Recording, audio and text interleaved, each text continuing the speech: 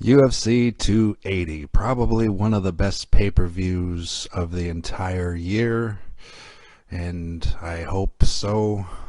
Let's find out. We got the first fight coming up right now. Manon Fiorot is on her way to the ring right now, the octagon. She's looking like she's in great shape, ready for the fight of her life. Saying that it's an honor to be a part of this pay-per-view being the opening fight because it's probably going to be one of the biggest of the year. Like I said, let's find out. Right now she's hugging her team on the way into the octagon. Everybody wishing her good luck.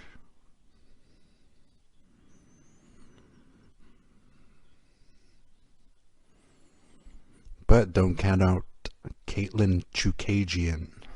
She's a veteran in the sport for a reason. It is so hard to tell who's going to win these fights tonight. So we got Manon Fiorot, second longest active win streak in UFC flyweight division, 9-fight win streak overall, 6 wins by knockout. She's pretty awesome.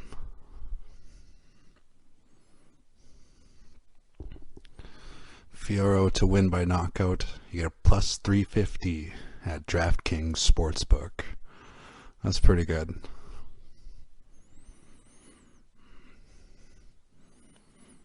She's dancing around the ring right now, getting ready to face her opponent Katlyn Chookagian, who's going to walk into the octagon right about now. Oh, she's running into the octagon right about now. Strictly business. Awesome.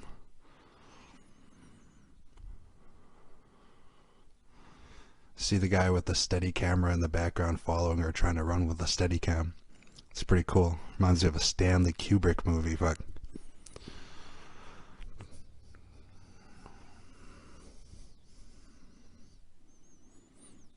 I think she's coming into the octagon with a DMX song, which is pretty fucking awesome. DMX is great. R.I.P. So we got Katlyn Chookagian, second longest active win streak in the UFC flyweight division, most wins in UFC flyweight history, most significant strikes in UFC flyweight history. So if she can land enough significant strikes tonight, she might just take out Manon Fiorot. We'll see what happens there. Pretty excited for this one. Actually, I'm pretty excited for the entire fucking card. I bet $20 on Manon Fiorot for some reason. We'll see what happens. The reason I'm keeping my voice down right now is I just got off work. It's a little bit late, and I am making this video right now, respectfully trying to keep my indoor voice quiet as my neighbors sleep. But yeah, I love UFC, and 280 is one of the biggest ever. Okay, we got Katlyn Chookagian. The only difference, she has 127 weight. She didn't make weight, and she has 3 inches of reach on Manon Fiorot. Katlyn's 33, Manon's 32. Bruce Buffer doing the introduction right now.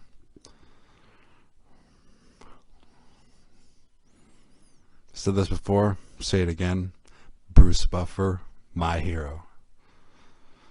What a cool job. Introducing fighters like that with, like, you know, getting the hype, getting the crowd pumped up. That's a fucking great job. Travels around the world for it and everything.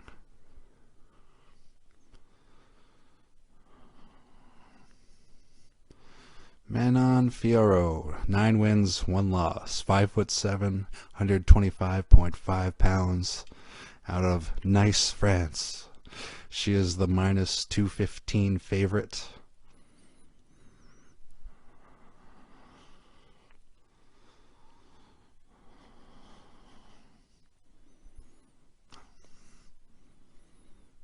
Let's go, Manon.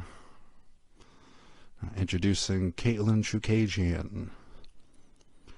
Katlyn Chookagian, 18 wins, 4 losses, 5'9", 127.5 pounds, from Amity Harbor, New York. She is the plus 185 underdog. I think if you're looking for an underdog on this card to bet on, it's probably Katlyn Chookagian. I made my choice with Sean O'Malley, but Katlyn Chookagian is probably the better underdog to choose. I chose Manon Fiorot. We'll see what happens. A referee tonight, Jason Herzog.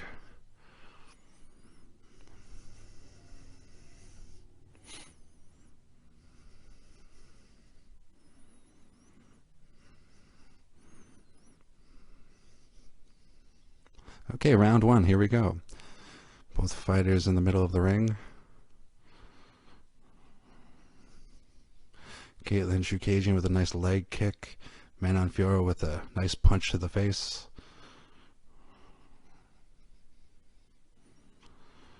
Katlyn Chookagian has some real strong energy right now. She's bouncing around all over the place.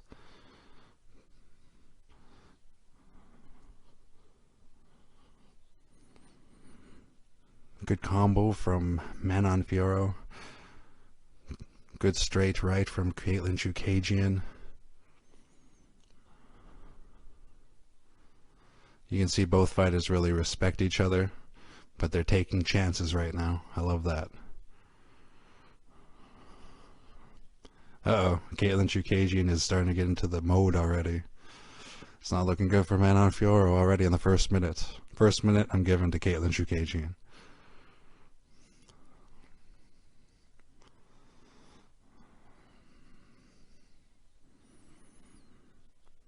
Love the intensity of Katlyn Chookagian. 3 minutes, 45 seconds left in the first round.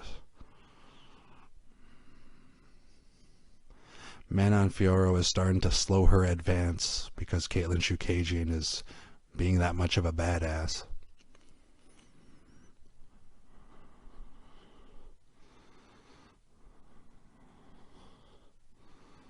Yeah, we're at 3 minutes, 20 seconds left, and it looks like Manon's just slowing down just a little bit already.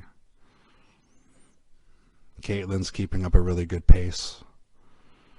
Nice leg kick from Manon Fiorot to the kneecap of Katlyn Chookagian. If you can overextend somebody's leg that way, oh, it hurts like hell. John Jones is really good at that.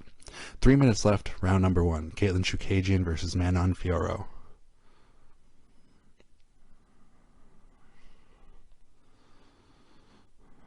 This is a good back and forth. Katlyn Chookagian has stronger advances right now, currently. But they are both fighting their hearts out right now. Another good leg kick to the knee, trying to overextend that knee from Manon Fiorot. 2 minutes, 30 seconds left, round one.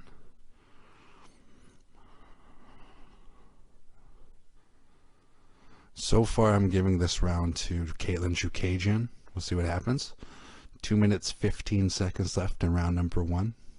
Chookagian versus Fiorot.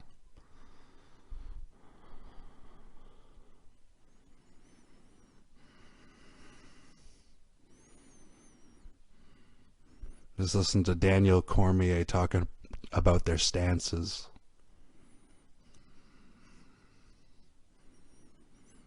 But again, Katlyn Chookagian has more energy, it seems like. We got 1 minute and 45 seconds left. So far, I'm giving round one to Katlyn Chookagian so far.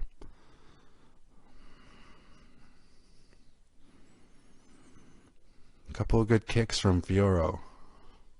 Oh, a really good leg kick to the face from Katlyn Chookagian to Fiorot.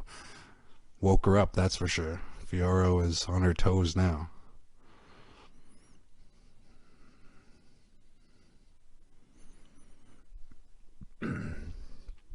You got 1 minute, 15 seconds left. Chookagian do what she normally does. Seems like she's dominating right now, picking apart Fiorot.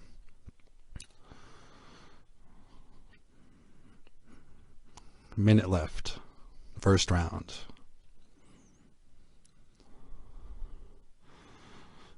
Fiorot's trying to do some things, but it's not really getting past Katlyn's veteran kind of guard. You know, all that experience. You can see that playing here, playing a big role.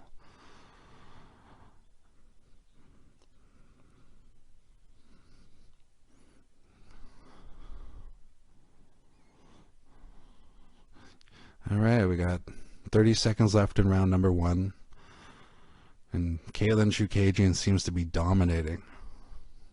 I mean, she has the most significant strikes in the division, so she's really showing that off right now, it seems.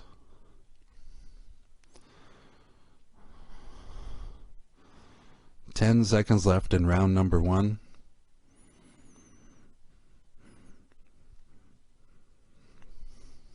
It was a good round for Katlyn Chookagian. That was a really good round. There was a beautiful kick to the face from Katlyn Chookagian to Manon Fiorot. And there was a nice right hand from Manon Fiorot to Katlyn Chookagian. I'm giving round number 1 to Katlyn Chookagian. But those lead leg kicks that Manon Fiorot is doing, those are awesome. Like I just think, like, you know, if you do them enough, you can really break down your opponent that way, especially if you get to overextend their kneecap and all that stuff. Katlyn Chookagian's coach is guiding her to watch Manon Fiorot move, you know, slight to the left and hit her when she does that, because she has that kind of flinch almost. I guess the coach sees that. I had a long day at work here. We're going into round number 2. They said tired now, but I had to watch the pay-per-view. I wanted to watch it live today, but you know, I had to buy my copy and watch it after work. I was working during the live. Okay, here we go. Round number 2. Katlyn Chookagian versus Manon Fiorot.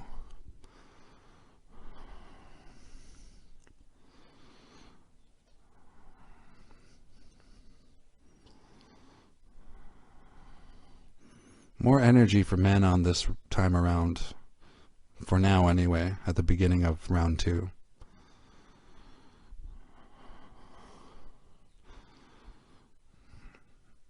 Manon kind of pushed her back there. It was nice. She almost fell over Katlyn Chookagian. Both are on their feet, though. Nobody went down to the ground so far. We got round 2, 4 minutes, 15 seconds left.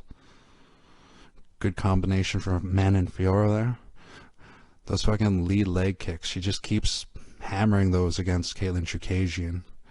Hopefully she catches a few good ones and then slows down Katlyn. But we got 4 minutes left. Another good lead leg kick to overextend the knee.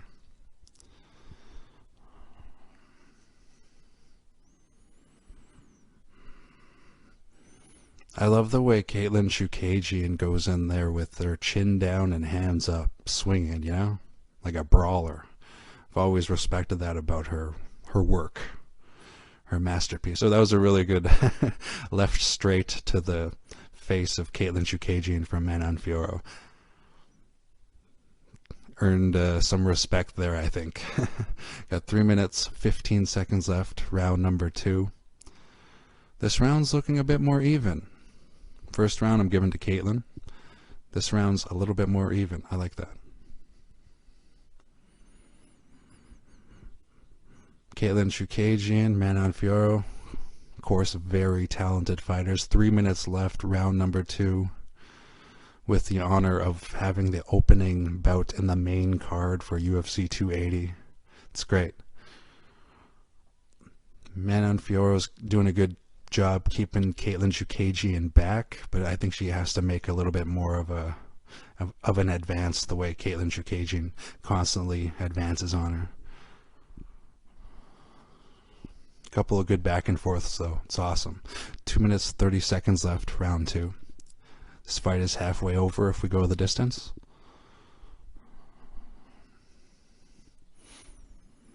Those leg kicks, though, to the kneecaps of Katlyn Chookagian, though, those gotta hurt. They add up overall, right?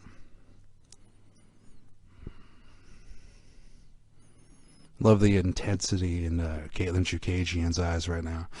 Ooh, that was a good right there, right jab to the face of Katlyn Chookagian. Ooh, a left stiff straight to the face of Katlyn Chookagian. This fight can go either way. It's awesome. Nice body kick from Manon Fiorot to Katlyn Chookagian. Ooh, another nice straight left to the fucking face of Katlyn Chookagian from Manon. Really nice combo from Katlyn Chookagian. She kind of fanned on some of them, but still, like the follow through on her combinations, that's why she has the most significant strikes in the UFC. That follow through, man. It's fucking amazing. Spinning back fist attempt didn't land from Katlyn Chookagian to Manon Fiorot.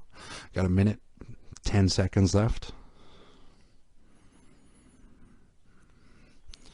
Really good boxing by Manon Fiorot, as usual. Good straight from Manon to Katlyn again. 1 minute left. Round number 2. Katlyn Chookagian versus Manon Fiorot.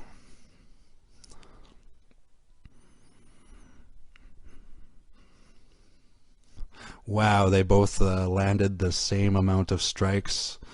Different rounds, like in the first round. Katlyn Chookagian landed 26 strikes in the second round. Manon Fiorot landed 26 strikes. It's pretty cool. Such a close fight. Again with those awesome kicks to the knee, like just above the knee of Katlyn Chookagian from Manon Fiorot to overextend the knee a bit. Trying to break her kneecaps. We got 10 seconds left in round number 2. This round was fucking awesome. I'm giving round 1 to Katlyn Chookagian, and I'm giving round 2 to Manon Fiorot. This is a really good fight. Showing a couple good replays. A couple of really good strikes though from Manon Fiorot. That round that stuck out to me in round 2. Round 1, it was Katlyn Chookagian's intensity that stood out to me the most. Round 2, it was Manon Fiorot's landing really strong strikes that stood out to me so greatly.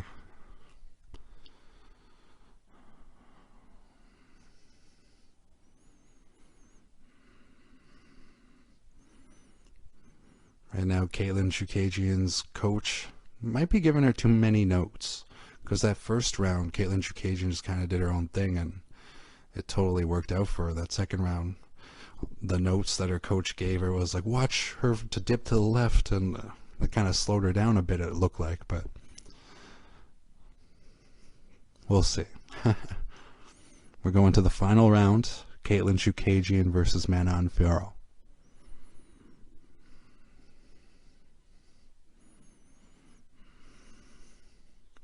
Good combination from Manon. Both fighters in the center of the ring right now. Well, they almost had a grappling match there for a second there, but broke apart and back to the boxing match at hand. The live odds right now, Fiorot's the favorite right now. Ooh, a good stiff jab from Manon Fiorot to Katlyn Chookagian. Amazing. Katlyn's got to stop walking into those.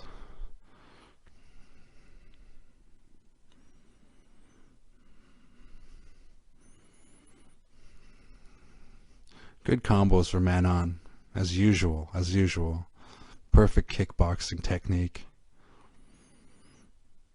I mean, both can be said about both fighters, though. They are dead even, I believe. 19-19 kind of fight for the first 2 rounds.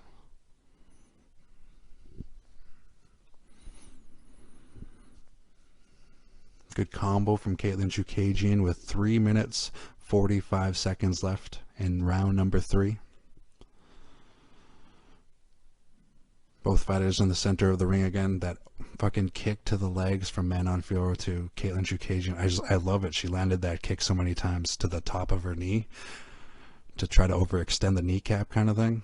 It's fucking awesome. It's a good strategy.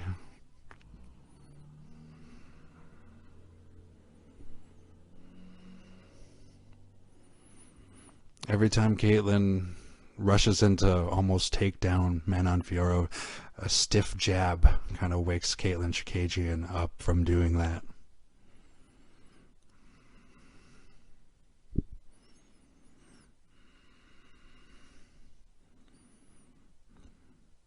I love Manon Fiorot's fucking technique. So far, anyway. There's 2 minutes, 50 seconds left. Anything could happen. A knockout can happen like that. We got 2 minutes, 45 seconds left. It's a really good kickboxing match. There's no wrestling or anything like that. No takedowns so far whatsoever, but a lot of really good leg strikes from Fiorot.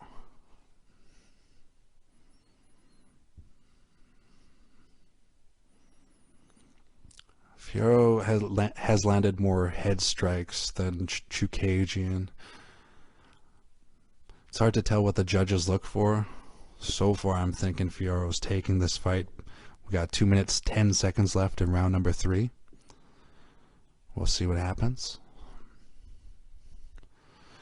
But this fight has a lot of really good back and forth. It's a brawl, you know? But it's very tactical. It's like in and out from Manon, in and out from Katlyn Chookagian. I have no idea why the crowd is booing. 1:45 left in round number 3. I think if somebody lands a fucking takedown with the last minute 33 seconds left, that would fucking make the difference and make the win. But easier said than done. Oh, right now Katlyn Chookagian coming back with a stronger stance, and it's great, man. Minute 30 seconds left. There was a really good combination from Katlyn Chookagian just a second ago.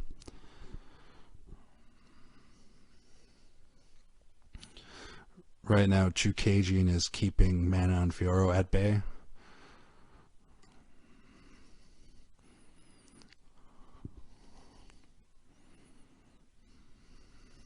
Nice takedown from Manon Fiorot. I think that sealed the deal for her win. We'll see what happens. We got a minute left in round number 3. And Fiorot has top control right now. Katlyn Chookagian is on her back, kind of.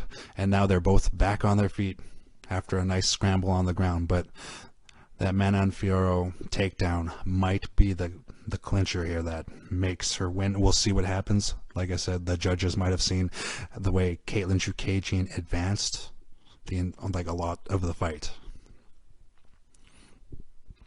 Significant strikes in round number 3, dead even at 23.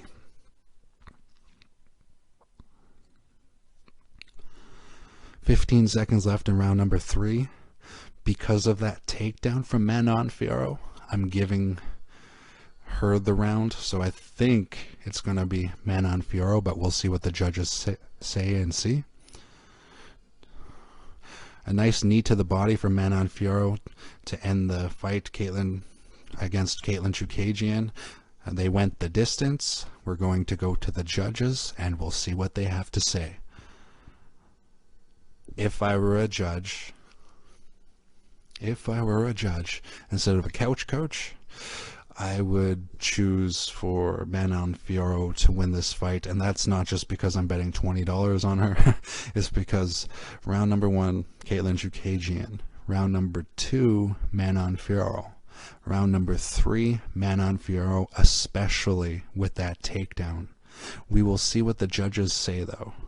You know how it is in well, they're not in Vegas right now, but the way it is in a lot of professional sports, a lot of the judges are affected by, you know, unfortunately, money and all that stuff, but we'll see what happens. It does happen in professional sports.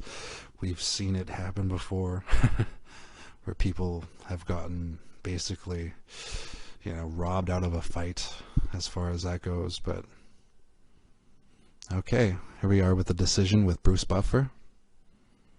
After 3 rounds, all 3 judges scored this contest 29-28 for the winner by unanimous decision, Manon Fiorot. All right, respect. Fight number 1, Katlyn Chookagian versus Manon Fiorot. Manon Fiorot by unanimous decision. There you have it. That was awesome. That was a great fight. That was a good start to this pay-per-view. I'm excited for the next fight. And I think that's Beneil Dariush versus Mateusz Gamrot. We will see. But yeah, that was a great fucking fight by Manon Fiorot, and respect to Katlyn Chookagian. She is one of the greatest of all time, Katlyn Chookagian, and she'll always be. But tonight was Manon Fiorot's night. Respect to Manon Fiorot. Okay, now we got our second bout of the night, the lightweight bout between Beneil Dariush versus Mateusz Gamrot.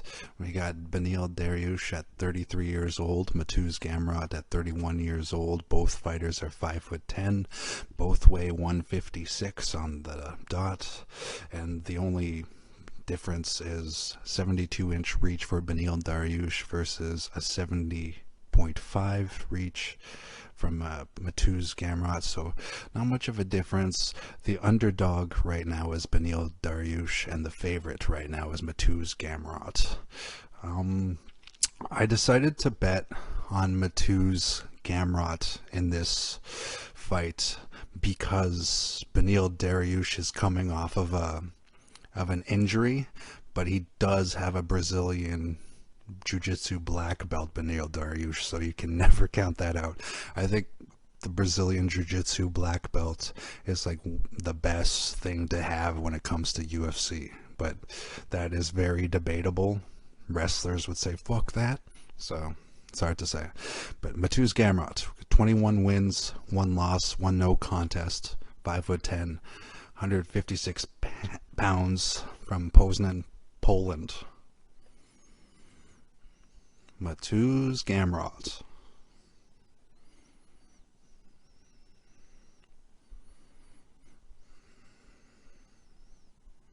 Excuse me.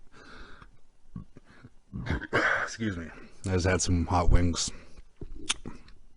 All right, Beneil Dariush, number 6, 21 wins, 4 losses, 1 no contest, 5'10", 156 pounds, from Yorba Linda, California.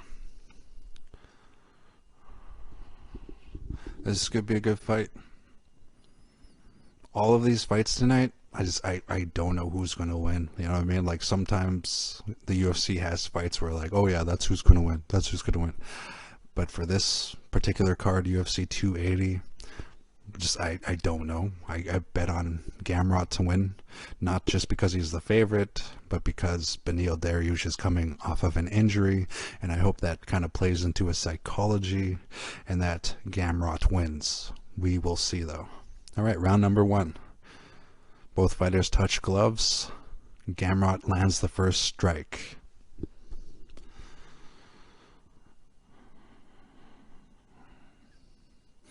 Good high kick from Dariush.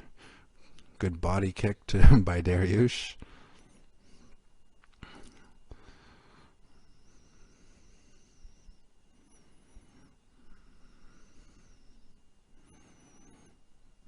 I'm loving Beneil Dariush's explosive rush-ins. Ooh, really good defense from Dariush. They're doing a scramble right now in the middle of the fucking ring. They're fighting for best position on the ground. Wow, unreal. I'm just checking out the freaking scramble. It's fucking unreal. Oh, nice. Okay, both fighters back on their feet now. Gamrot does have the back of Beneil Dariush right now. Dariush's head is up against the cage, kind of like that there. And he let go Gamrot. Now both fighters are in the center of the ring. Back into a boxing match, kickboxing match here. Nice left jab from Gamrot. 3 minutes 40 seconds left. Both fighters in the center of the ring. Really good leg kick from Dariush. Nice jab from Dariush.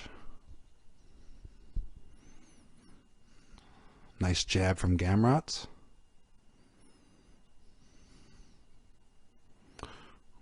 Ooh, what's called? Gamrot grabbed the leg of Dariush while Dariush was doing a kick. 3 minutes, 12 seconds left. Gamrot is on top of Dariush while Dariush is struggling to get back up on his feet. Right now they're doing another scramble. Uh-oh. Right now, they kind of have the scissoring position on the ground right now, which seems pretty dangerous for Gamrot, considering Dariush has that black belt in Brazilian Jiu-Jitsu.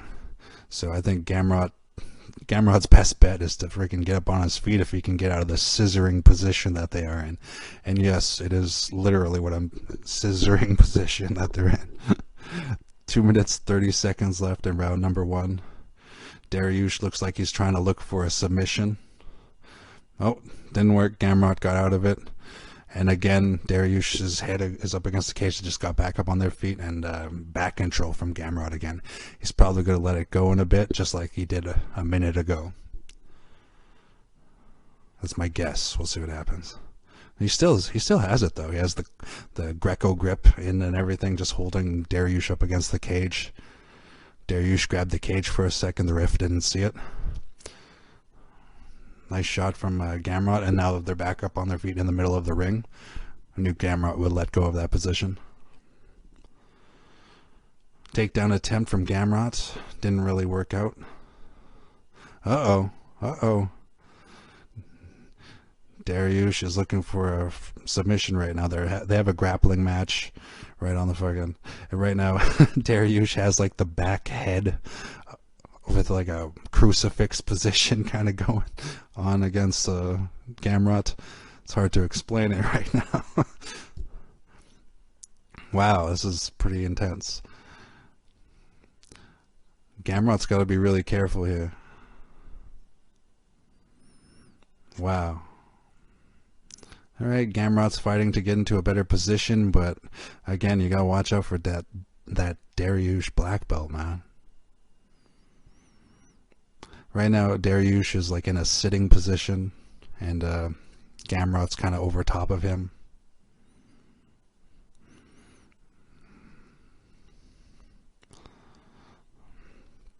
Alright, alright. And here we go again. Dariush is up against the cage, standing up on his feet with his head against the fucking cage for the 3rd time in the first round. And Gamrot has his back, and they broke apart, and now they're back in the center of the ring. 3 times that happened this first round of this fight. Judging by the way that happened 3 times in a row, I guess I'm giving this round to Gamrot if it goes the entire way. There's 15 seconds left. Anybody can get knocked down in 15 seconds. Alright, we got 10 seconds left. Round number 1. Dariush versus Gamrot. Alright, that's the end of round number 1. Beneil Dariush versus Mateusz Gamrot.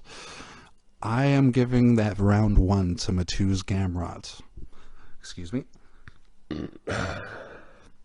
Those wings are good, but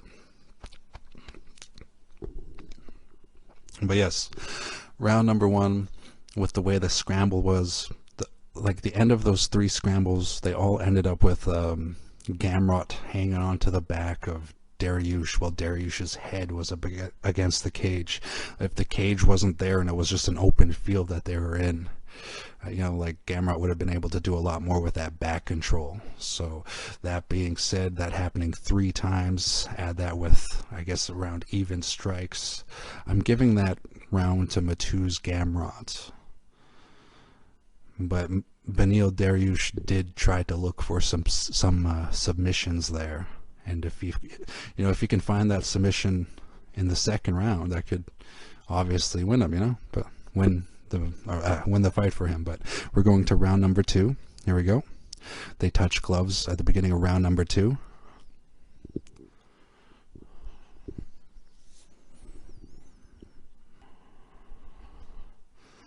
Couple of good jabs from Dariush to Gamrot. 4 minutes, 45 seconds left, round number 2.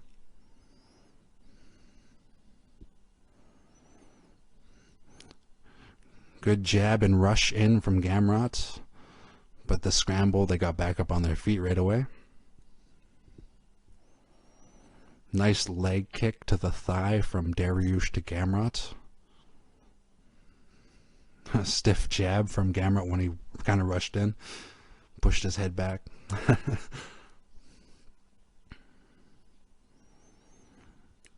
Nice front kick from Dariush to the body of Gamrot.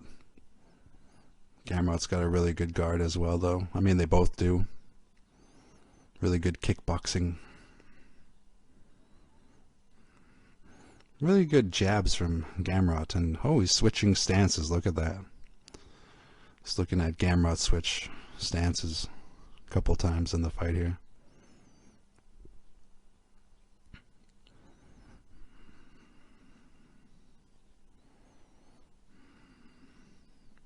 Wow, really good knee to the body from Dariush to Gamrot with 3 minutes, 33 seconds left. Anyone can win here. In round number 2. It's a good kickboxing match. I'm loving that jab, though, from Gamrot to Dariush. Gamrot keeps going for that takedown, and that's going to tip the scale in his favor, I believe. Got 3 minutes left, round number 2. Mateusz Gamrot versus Beneil Dariush. Good combination from Beneil Dariush. 1, 2, 3.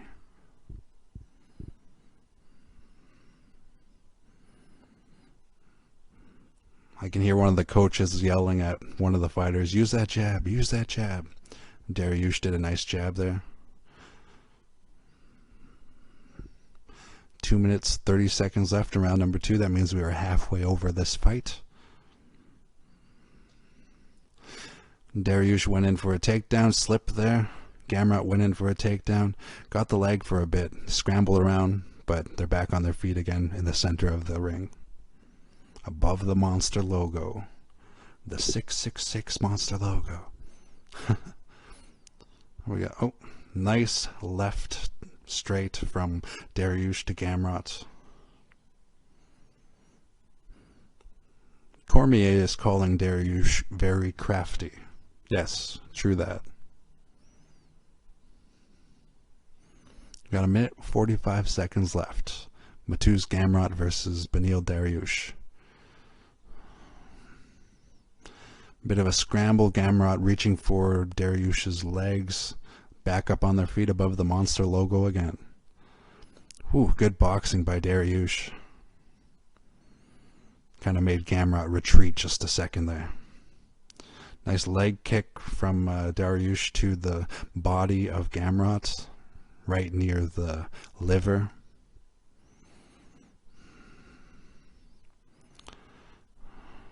Ooh, really good boxing this round from Beneil Dariush. We got a minute left. Round number 2, Dariush versus Gamrot. So far, I'm giving round number 2 to Dariush. So far. It's a really even fight, though. Like, really fucking dead even. First round was Gamrot. Second round, Dariush.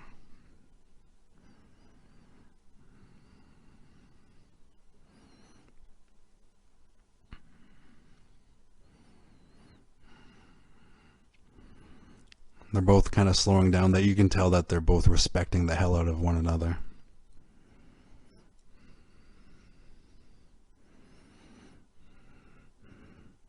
Good blocking from Gamrot.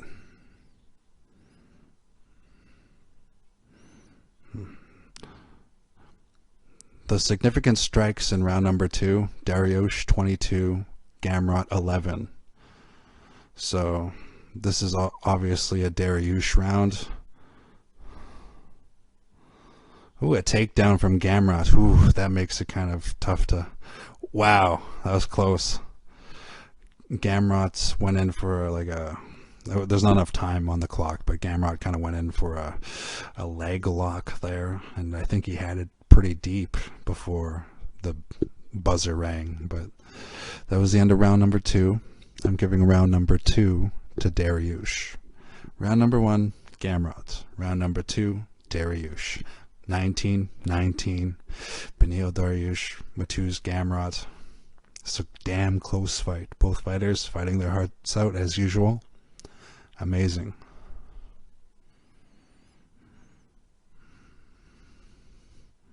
Dariush's coach calling for more knees.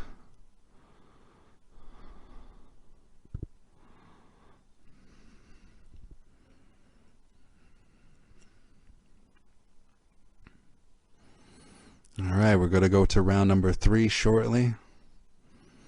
Really excited to see how this one ends. If anybody gets knocked out in the last 5 minutes, it can happen. Or if anybody gets tapped out, it can definitely happen. They kind of touched gloves at the beginning of round 3. It was hard to tell. Might have been like a feint from both fighters, but they touched gloves. 4 minutes, 45 seconds left. Round number 3, the whole fight. Beneil Dariush versus Gamrot. Really good scramble on the ground. Gamrot kind of had to retreat just a bit there because Dariush was building up some momentum. Now they're back in the center of the ring above the monster logo.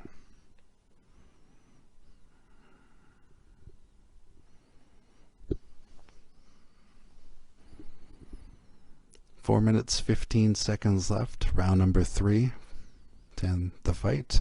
Nice left leg kick from Dariush to the outside leg of Gamrot. Awesome. Did it again. Just did it again. Gamrot's going to have to do something big this round if he wants to win.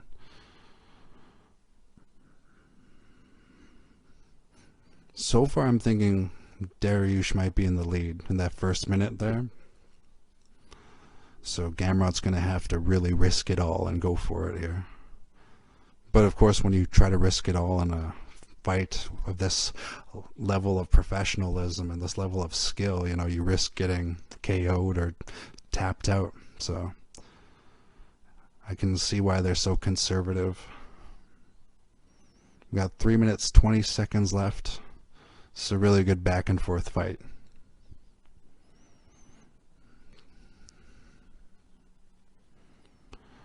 I think Dariush just has a little bit more energy with these first 2 minutes of round number 3. We got 3 minutes left, round number 3. 3 minutes left in the entire fight. Here we go. Come on, Gamrot. Gamrot went in for a takedown. Good takedown defense from Dariush so far.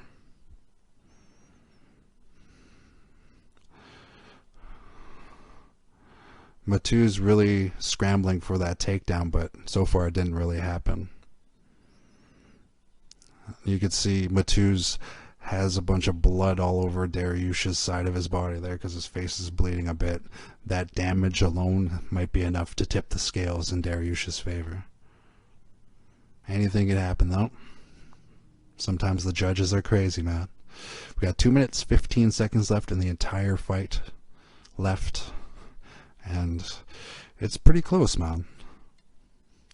All those takedown attempts from Gamrot kind of even things out in round number 3 so far. If he can land a few, then that would make him win the fight most likely, but we'll see what happens. Good body kick from Gamrot to Dariush.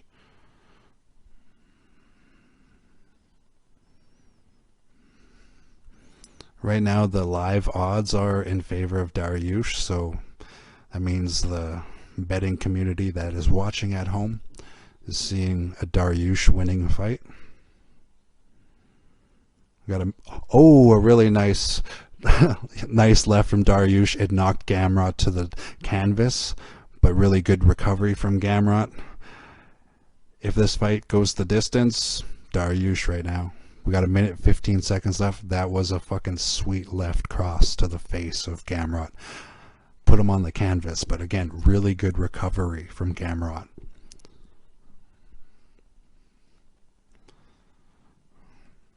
One minute left in round number 3. The whole fight.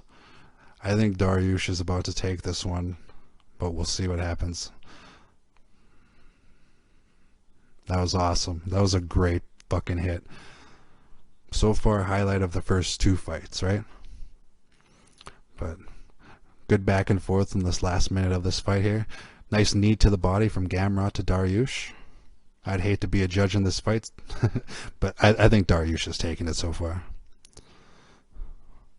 Oh, a takedown from Gamrot. They're in a north-south position. Top control from Gamrot. Wow, okay, I would hate to be a judge in this position, but I think that left by Dariush to Gamrot really put the fight in favor of Dariush. I believe it's Dariush who wins, but we will see. 3, 2, 1. That's the end of the fight right there. Beneil Dariush versus Mateusz Gamrot. I'm scoring it like this. Was it like Gamrot first round, second round, Dariush third round, Dariush. We'll see what happens. That was a really good fight though. Showing a couple of good highlights. That freaking left hand to the jaw of from Dariush to Gamrot though. That one is the fucking clincher, man.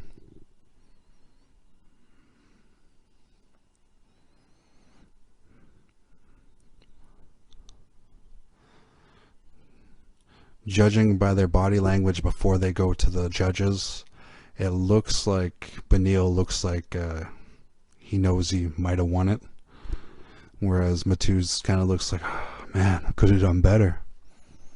But that's just me reading their body language right now. Still, it's hard to tell. I believe Dariush is winning this fight, but we're going to the scorecards. Here we go. After 3 rounds, 30-27, 30-27, 29-28 for the winner. For unanimous decision, Beneil Dariush. All right. Congratulations to Beneil Dariush. I don't know why I bet against him. I really don't know why I bet against Beneil Dariush. I thought the injury would kind of play into this fight here, but Beneil Dariush is too much of a professional to allow that injury to affect this fight in front of him tonight. So, really strong respect to Beneil Dariush. I look forward to, seeing him fight somebody stronger than Gamrot, if that's possible. And who knows if he'll end up fighting the winner of tonight's matchup. Charles Oliveira versus Islam Makhachev. Who knows? He might be fighting one of those people after tonight. But strong respect to Beneil Dariush. After 3 rounds, Beneil Dariush for unanimous decision. Respect to Beneil. You cost me $20. But yeah, good performance by Beneil for sure. I thought maybe a takedown or two from Mateusz would have kind of scored a couple more points for Mateusz, but it is what it is. The judges scored that in favor for Beneil Dariush, and that was a damn good fight. Respect to both fighters. Well, so far it's been a fucking great fight night, and here we go to our third fight of the night. Sean O'Malley versus Petr Yan. Got Sean O'Malley coming into the octagon right now. He's number 11 in the division, fighting out of Helena. Okay, here we go. This live reaction brought to you in part by chocolate milk, because chocolate milk gives me the vitamins A and D that I need to stay awake. Drink up.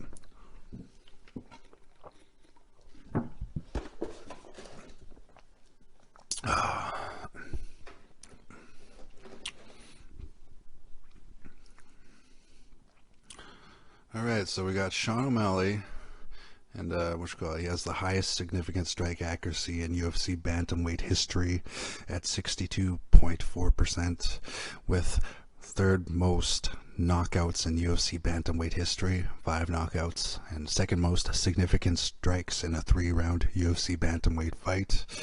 And here we go. Sean O'Malley hopping into the ring right now. And now, here we go. We got Petr Yan coming to the arena right now.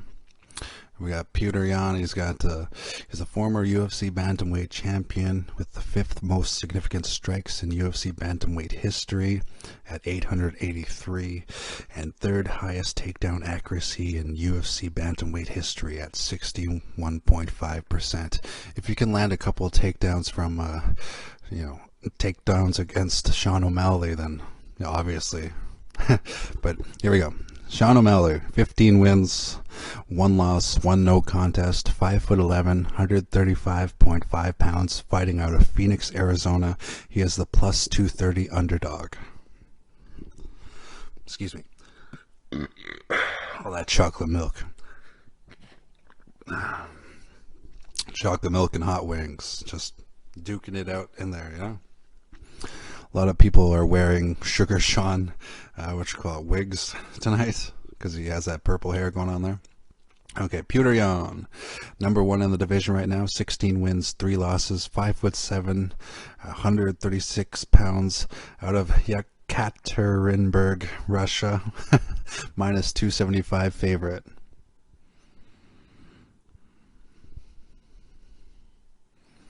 It's too bad Russia has to fucking, do that whole thing with Ukraine. Sorry to get political here for a moment. But, anyways, got, Bruce Buffer doing the introductions. Fucking awesome. Our referee for this fight is Jason Herzog. Here we go for round number 1.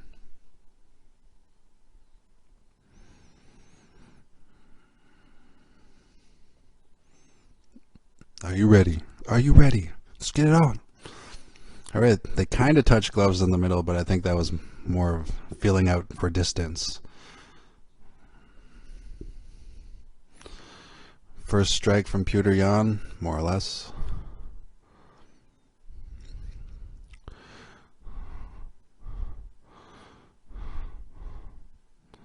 Right now, Yan is kind of dominating the ring, keeping Sean O'Malley on the outside of the octagon, so to speak. We got 4 minutes 30 seconds left, round number 1. You can see O'Malley trying to figure out Petr. I really hope O'Malley pulls this off. I bet $20 on Sean O'Malley. That's not the only reason I hope that Sean O'Malley pulls this off, but it'd be sweet to see if that happens. But Sean O'Malley is my underdog bet of the night. Excuse me. You have 4 minutes left, round number 1. I feel like more strikes have been landed from Petr to Sean, yeah.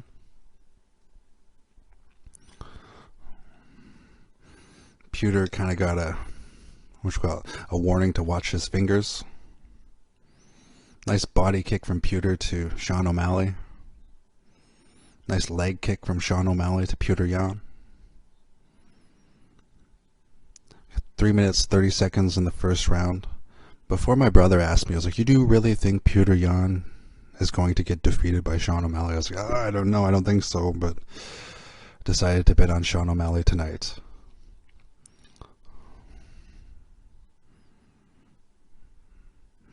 Good combo from Sean O'Malley. Body kick from Yan to O'Malley. Inside leg kick from Sean O'Malley to Petr Yan. 3 minutes left, round number 1. Sean O'Malley is mostly using that distance to keep Yan at bay instead of advancing with his distance. But when he's fighting somebody with such skill as Petr Yan, so it'd be kind of, that's a good plan from Sean O'Malley so far. But if he really wants to win this fight, though, he's got to pick it up. 2 minutes 30 seconds left. Sean O'Malley versus Petr Yan. Yan went in for the takedown. So far, they're both on their feet so far. Oh.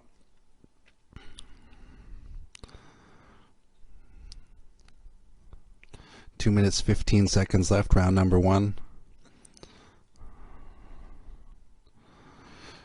Right now, Petr tried to take down Sean O'Malley there. Didn't really work out. That was a tough takedown defense from Sean O'Malley.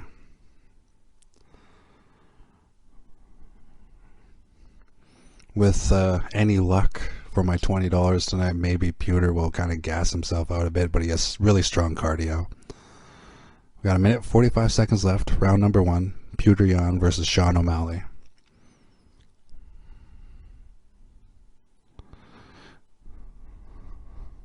Ooh, a good combination from Petr Yan to Sean O'Malley. Ooh, a good takedown from Petr Yan to Sean O'Malley. See Sean O'Malley getting frustrated there. Sean O'Malley is on his ass right now. Petr Yan is putting him on his back right now. Really good wrestling for Petr Yan right now. That's fucking awesome. The only defense that you can do in that right now, like if it was a street fight, just poke him in the fucking eye. But like in this professional caliber, it's like, man, really good wrestling from Petr Yan. Top control from Petr Yan for like the last 30 seconds. Oh, wow. Sean O'Malley got back up to his feet. That was awesome. All right, we got 40 seconds left. Round number 1, Petr Yan versus Sean O'Malley.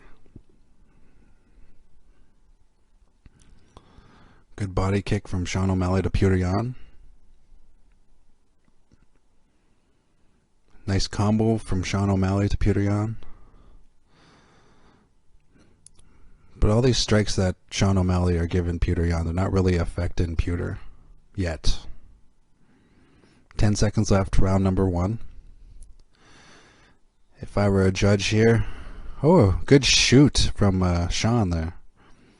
Took down Petr Yan there. That was cool. Like he made Petr Yan go on all fours, so it kind of technically counts as a takedown. So that's the end of round number 1. I am giving round number 1 to Petr Yan. Just for the top control and the intensity of his strikes. His strikes were more significant than Sean O'Malley's. I am still hoping that Sean O'Malley comes out on top in this fight and ends up winning, but the way things are looking, that was a really good round by Petr Yan. In the middle of the rounds, Petr Yan's drinking a lot of water. Sean O'Malley's kind of like meditating just a bit. He's kind of looking a little bit defeated by his body language, but maybe he's coming up with something. I'm not too sure. We'll see. I hope that Sean O'Malley picks it up here and ends up taking down Petr Yan. Go Sean O'Malley.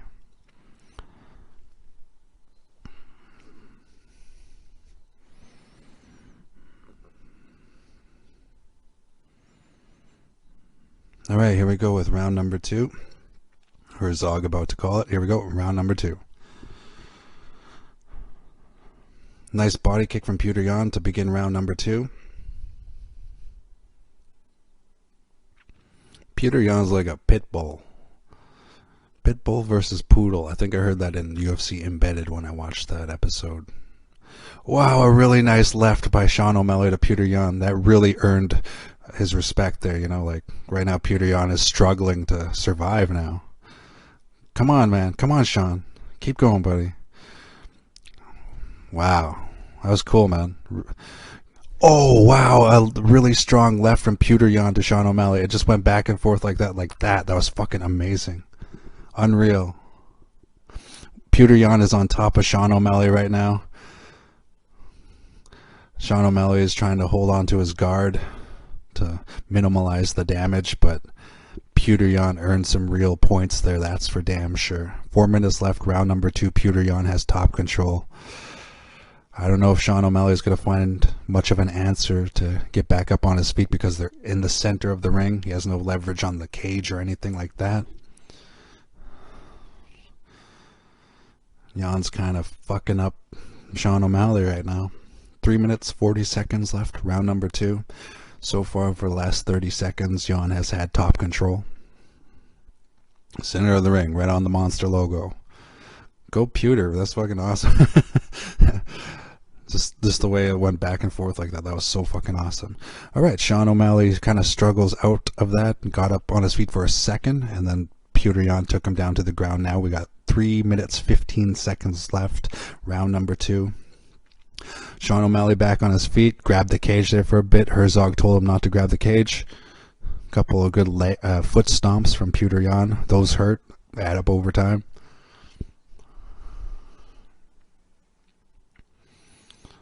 All right, Sean O'Malley's back on his feet, but Petr Yan looks like he's about to take down Sean O'Malley again, but we'll see what happens.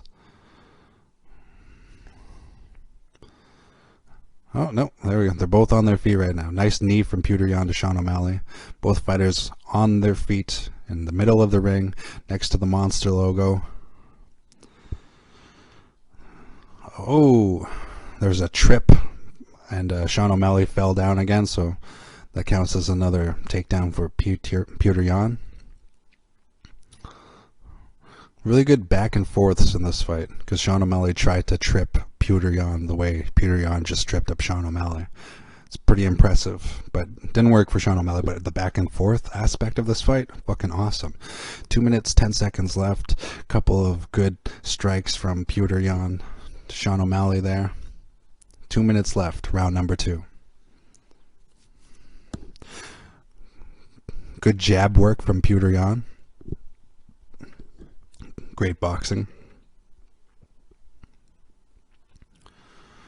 Sean O'Malley is going to have to really kick it into high gear here and just like go insane on fucking Petr Yan. But like, that's easier said than done, obviously. But that's if he wants to win this fight. He's going to have to do something crazy. Okay, 1:30 seconds left. Round number 2. Petr Yan versus Sean O'Malley. So far, there have been more significant strikes from Petr Yan than there have Sean O'Malley. We got 1:15 seconds left. Petr Yan's kind of advancing while Sean O'Malley is kind of taking more of a conservative route.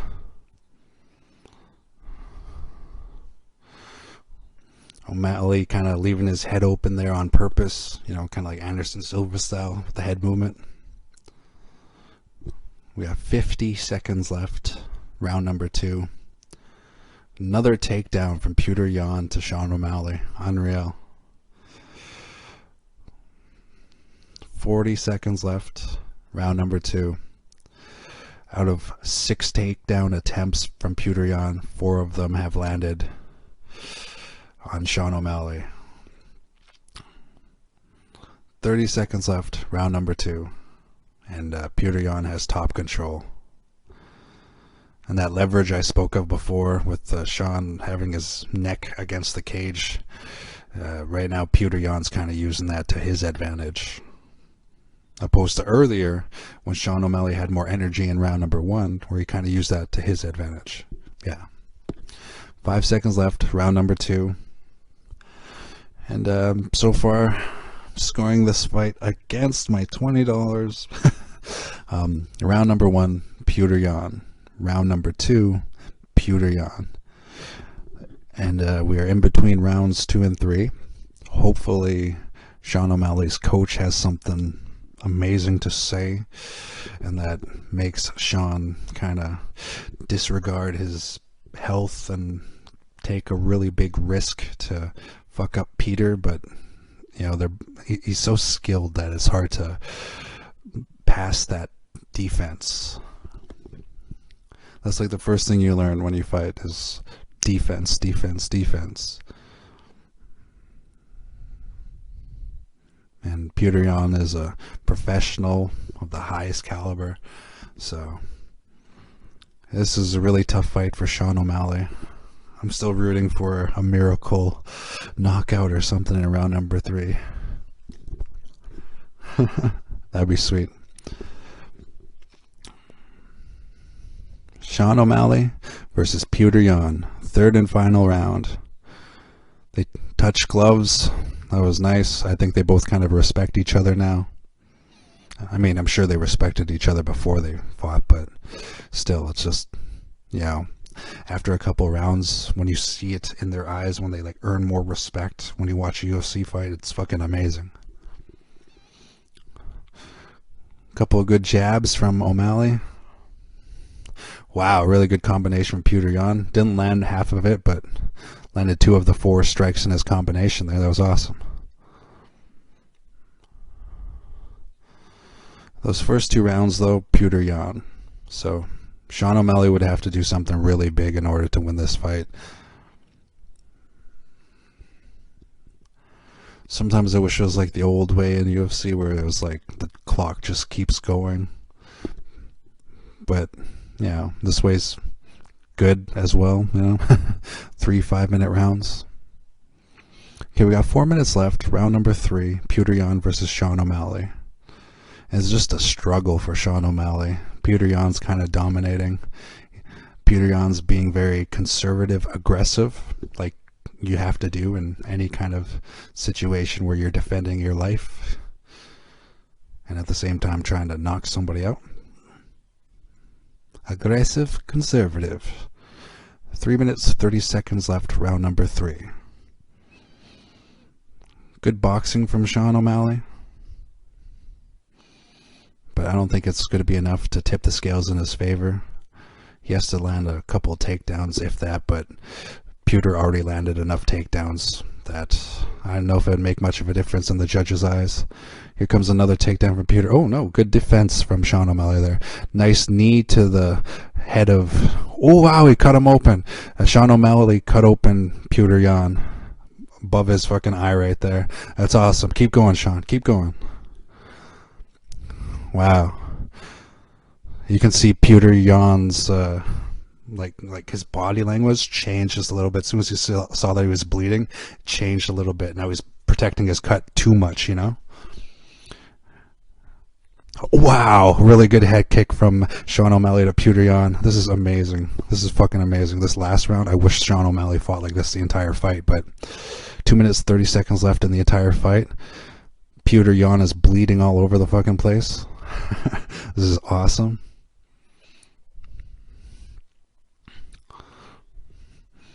Wow, this is cool, man. 2 minutes, 15 seconds left. Round number 3 of this fight. Watch the back of the head is what the referee told Sean, because Petr has Sean up against the cage, and I think Peter's just kind of trying to run out the clock a bit. Actually, no, he landed a takedown right there, but it looks like he's still trying to run out the clock. As soon as he got that cut, he kind of changed his body language just a bit. Petr Yan is bleeding all over Sean O'Malley. It's awesome. Minute 45 seconds left, round number 3. Right now, top control from Petr Yan. That big cut, that gash over the top of Petr Yan's eye, like it's crazy. Like there is so much blood on the canvas from Petr Yan's cut over his eye. There's a minute 20 seconds left. If Sean O'Malley wants to win this, he's gonna have to knock out Petr Yan. That's the only way. I think the judges are going to give it to Petr Yan because of the first 2 rounds being so dominant for Petr. But that cut, so far biggest cut of the night. 3 fights, biggest cut of the night. Sean O'Malley's fucking left to the face of Petr Yan. This is a fucking awesome fight now. Quit grabbing the cage, Sean O'Malley. We've got 45 seconds left, and Petr Yan's trying to take down Sean O'Malley. They're both back on their feet now. 40 seconds left. Nice left from Petr Yan. Nice body kick from Sean O'Malley. You got 30 seconds, Sean O'Malley. Come on, man. This is a really good boxing match overall. Like a lot of back and forths like that. Good wrestling by Petr this fight, though. We got 20 seconds left. Oh, a little bit of a takedown from Petr Yan to Sean O'Malley. And with 10 seconds left in this fight, unless something crazy happens, I'm giving this fight to Petr Yan. It's too bad that Sean O'Malley didn't kick it into high gear until round number 3, but it is what it is. Petr Yan probably won that. We're gonna go to the judges. That cut above fucking Petr Yan's eye, though. Like if this fight were an hour long, like Sean O'Malley would win overall, but like it is what it is. We got 3 rounds, 5 minutes, and I believe Petr Yan definitely won this fight, but we'll see what the judges say. That cut over his fucking eye, though. Petr Yan, it's amazing. couple of good flying knees from Sean O'Malley in the fight there.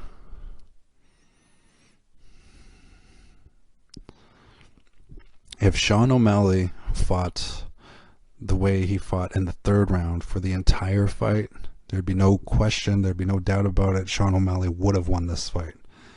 But I believe that Petr Yan, with all of his takedowns and really strong boxing and aggressive conservative style, Petr Yan probably won this fight for sure. But again, we'll see what the judges say. Sean O'Malley kind of has his head down in defeat. But again, that was an impressive round number 3. Man, if that went 5 rounds, then who knows. Fight statistics, significant strikes, 69 strikes from Sean O'Malley, 51 significant strikes by Petr Yan.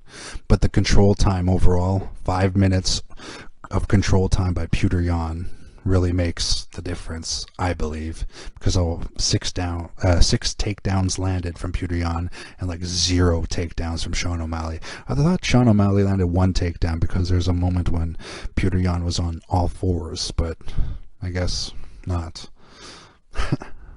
Okay, here we are going to the judges. Sean O'Malley praying to the MMA gods for some sort of victory, but we'll see what happens.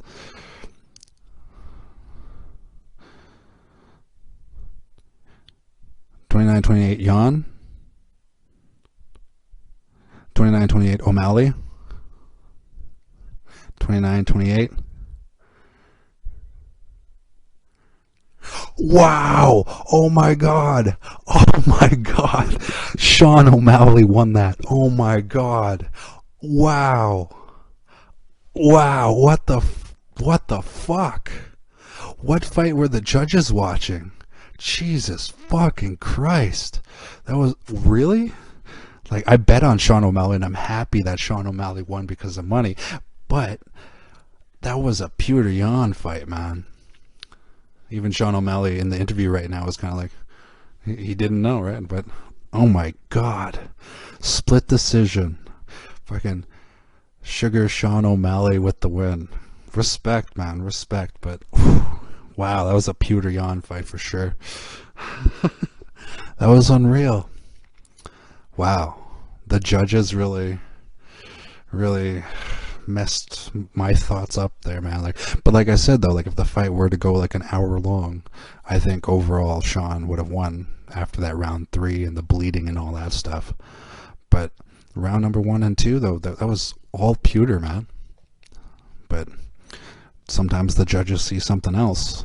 Maybe that's what they saw. Maybe they saw over a prolonged period of time, if that fight kept going and going and going, and maybe that's what affected the judge's decision to give it to Sean O'Malley. But wow, that was unreal.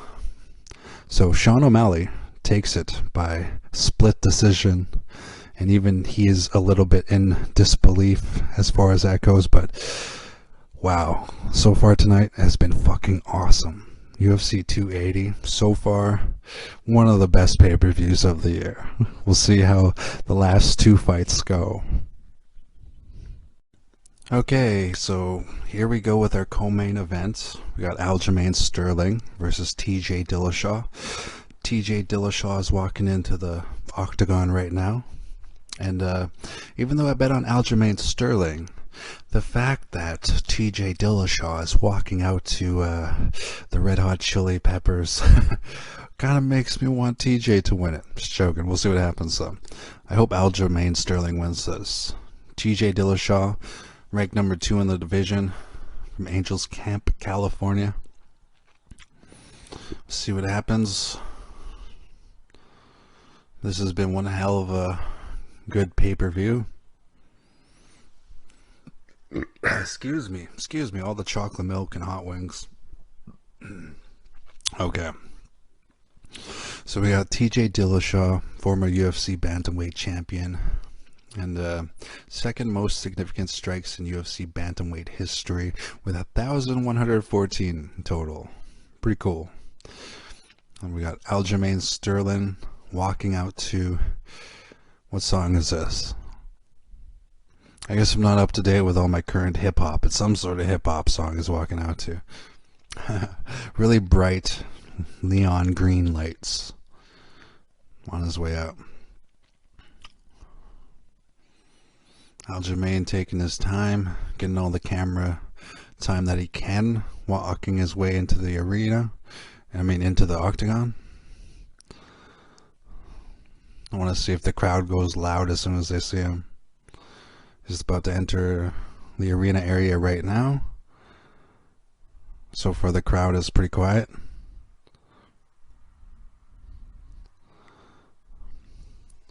The crowd in Abu Dhabi isn't that loud. Or maybe they don't have the crowd mic'd up as, as much as the commentators mixed with the what you call it, like so close to Aljamain Sterling when they're walking into the octagon and stuff like that. If that makes sense. A lot of people looking at their phones during this. Fucking crazy people, man. Like, if I was at this event, I'd be like, yeah! I'd be cheering as loud as possible. Instead, I'm watching my pay-per-view, paid damn good money for it, and I'm trying to be quiet because my neighbors are probably sleeping. Just got off of work, had a good time, good day at work, and it's really great to be alive to watch this Aljamain Sterling versus TJ Dillashaw co-main event at UFC 280. This has been one hell of a good night. Definitely a good main card. Open up the window, you can kind of hear the outside. Okay, so we got Aljamain Sterling. He is the UFC Bantamweight champion, second most wins in UFC Bantamweight history with 12, longest win streak in UFC Bantamweight history with 7. Hopefully he gets the job done tonight and ends up being and still defends his championship well, hopefully. And we got Aljamain Sterling, 33 years old, TJ Dillashaw, 36 years old. The height, pretty much the same height, 5'7" Aljamain Sterling, 5'6" TJ Dillashaw. Weight, same spot on, 135 each. The reach advantage for Aljamain Sterling, though, is pretty big, 4-inch reach advantage. That might be enough to, anyways, the favorite right now is Aljamain Sterling. We'll see how it goes, though. This fight is such a fucking coin toss because TJ Dillashaw has been champion before, and you know that TJ Dillashaw is capable of handling this kind of fight, this kind of caliber under this much pressure, and you know that Aljamain can do that too. So it's such a coin flip. I hope Aljamain Sterling wins. I bet on Aljamain Sterling. Yes, that's one reason I hope Aljamain Sterling wins. But ever since TJ Dillashaw was juicing and all that stuff, I'm still a fan of him, but it's whenever somebody juices, it kind of ruins the sport. So I'm kind of like, even though I'm a fan of TJ Dillashaw, I'm not much of a fan of TJ Dillashaw, because of that whole juicing incident.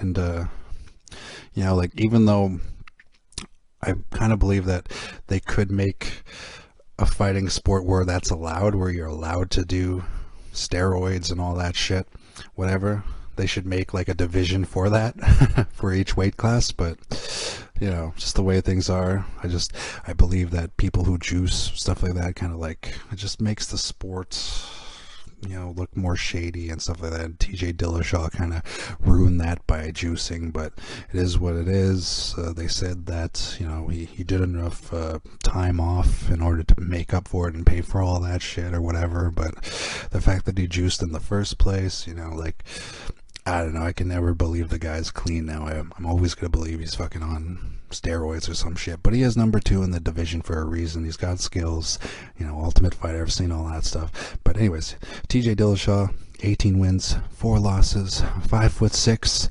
135 pounds, fighting out of Angels Camp, California. He is the plus 150 underdog. As far as underdogs go, TJ Dillashaw is probably a good underdog bet to make if you're looking to make a decent underdog bet. But I did bet on Aljamain Sterling.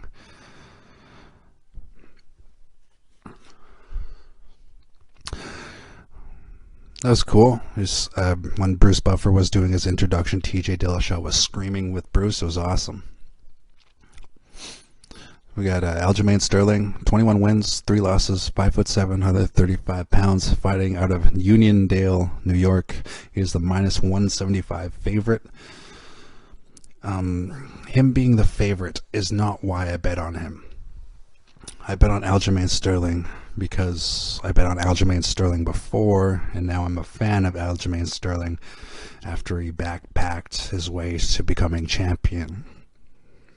So I'm hoping that Sterling backpacks TJ Dillashaw in this fight, but we'll see how it goes. Maybe TJ Dillashaw did enough steroids to fucking win this fight. Just joking. But here we go. Referee doing his thing there. Can't remember this referee's name. Cool guy though. Just missed it.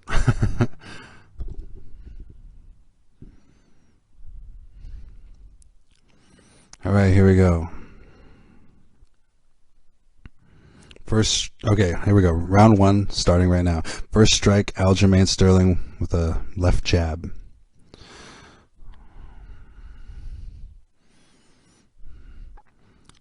Dillashaw floating like a butterfly. Maybe about to sting like a bee, who knows? Ooh, first takedown. Aljamain Sterling with the takedown. Because TJ went in for a leg kick, and Aljamain Sterling caught his leg and took him down. And Aljamain has one leg over. Oh, never mind. TJ Dillashaw in full guard now for a second. Oh. What's going on here? TJ Dillashaw is hurt right now. I know what happened. Right now you can see TJ Dillashaw wincing.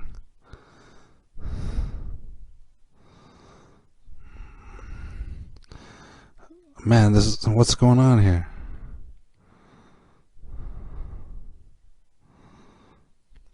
Well, anyways, Aljamain is maintaining top control. He's been maintaining top control for the last 30 seconds. I was trying to figure out what was happening with TJ Dillashaw. He was wincing in pain a lot.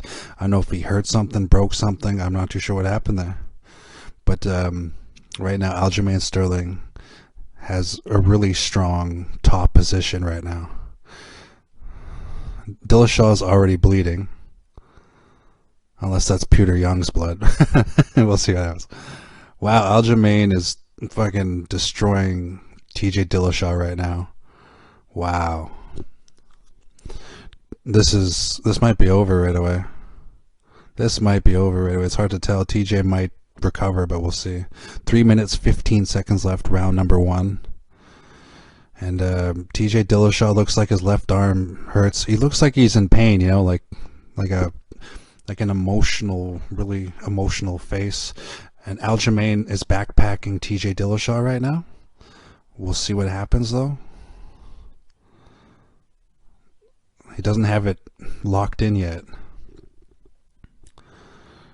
If TJ lasts, then maybe he can pick it up for second round. But there is 2 minutes, 40 seconds left. And Aljamain is strong on the back of TJ right now. TJ kicking off the cage, trying to buck out of this position. But Aljamain has the triangle locked into his body there. And that position is really... Wow, really good scramble there. TJ almost got back up on his feet there. Aljamain still kind of has a back position of TJ Dillashaw. 2 minutes, 15 seconds left. For like the last minute and a half, Aljamain has been on top of TJ Dillashaw. I feel a little bit bad for TJ Dillashaw. Something happened there, man. I don't know what happened there. He was wincing in pain. Maybe he fell funny. I'm not too sure what happened, but...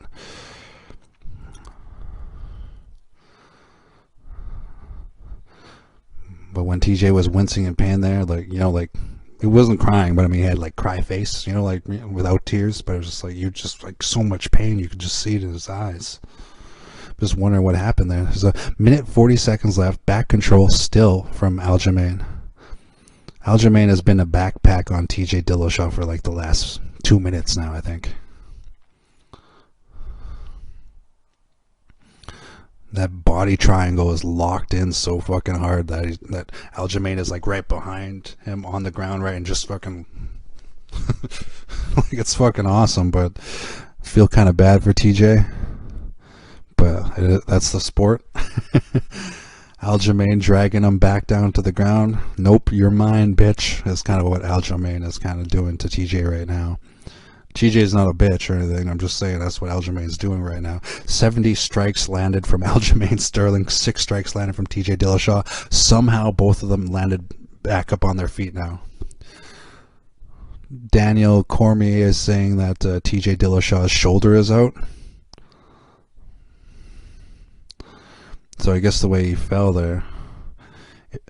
If TJ Dillashaw comes back and wins this thing somehow, then he'll have my respect forever. You know what I mean? Like, the juicing thing kind of took some respect away.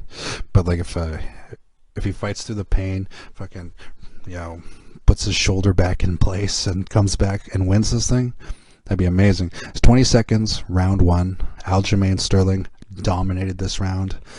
But I think that's due to TJ Dillashaw's shoulder dislocating or something. I don't know. It's crazy. Okay, we're about to end round number 1. Hopefully they'll have some recaps of what really happened with TJ Dillashaw there. It looks like a dislocation.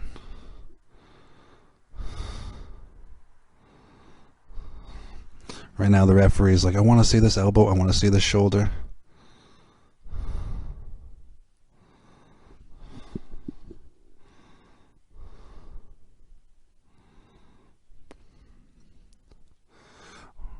Wow, TJ Dillashaw's shoulder got popped back into place.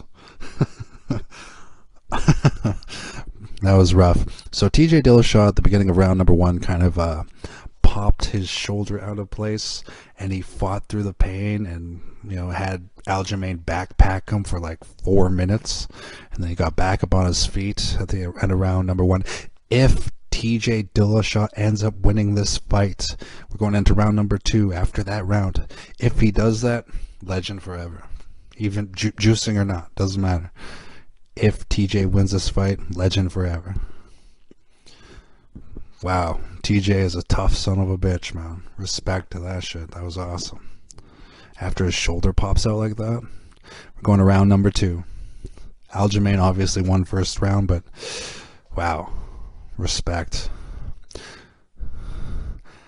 Aljamain is working on TJ Dillashaw's shoulder, fucking kicking him on his shoulder because he knows that's what hurts. Good jab from TJ Dillashaw to Aljamain Sterling. Aljo can't get overconfident, over cocky here. He's got to still be aggressive, conservative like he usually is. Stick to the game plan, Aljo. So round number 2, 4 minutes, 30 seconds left. This round's more even. Oh, another takedown, though, by Aljamain Sterling. Uh-oh. Good ground and pound from Aljamain Sterling.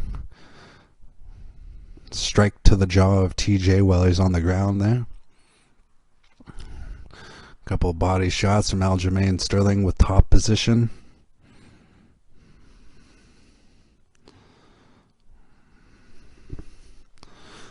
Excuse me.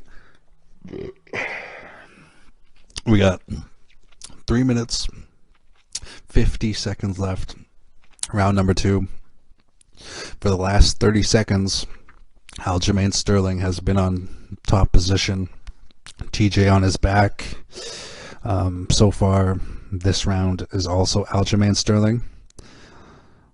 But again, if somehow TJ ends up pulling off a miracle, like, he'd have my respect forever, because fighting through a dislocated shoulder in round number 1, unreal, man.